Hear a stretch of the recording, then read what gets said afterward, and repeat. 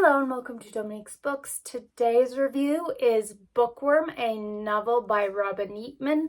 This is an adult contemporary novel, but let's read the back to find out more.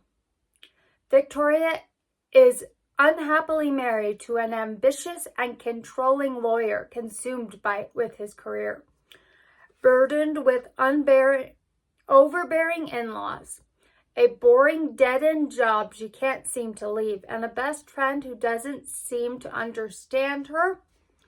Victoria finds solace from the daily grind in her beloved books and stories she makes up in her head. One day at her favorite cafe, she notices an attractive man reading the same best-selling novel as she is. As a woman yearning for her own happy ending, Victoria is sure it's fate. The handsome book lover must be her soulmate. There's only one problem. Victoria is already married. Frustrated and desperate to change her life, Victoria retreats into the dark places in her mind that thinks back to all the stories she's ever read and hopes to find a solution. She begins imagining unnatural trysts with cafe man in creative ways.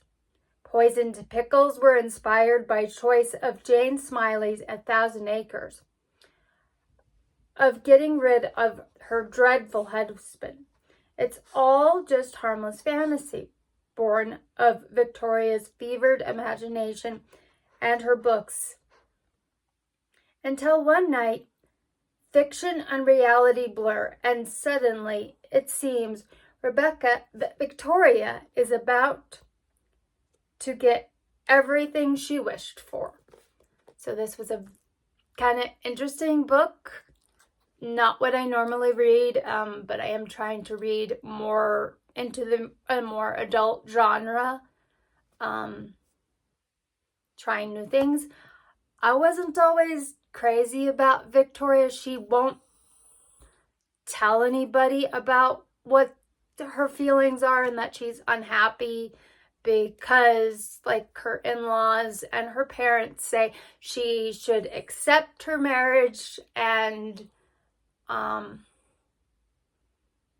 there's no other option because you will not find another person better than your husband right now. So, and her friend really likes her husband, and there's just a lot of stuff going on. And at one point, she wants to end his life. She's really tired of him. And through that, she thinks of ideas that she read in books like antifreeze, something to do with his brakes failing, just all sorts of little things to get rid of him. And of course, she's having these imaginations of this guy she met at this cafe, tryst in her head, and yeah, it's kind of weird.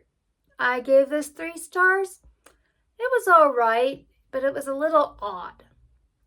So if you enjoyed this review, like, comment, subscribe. See you next time. Bye.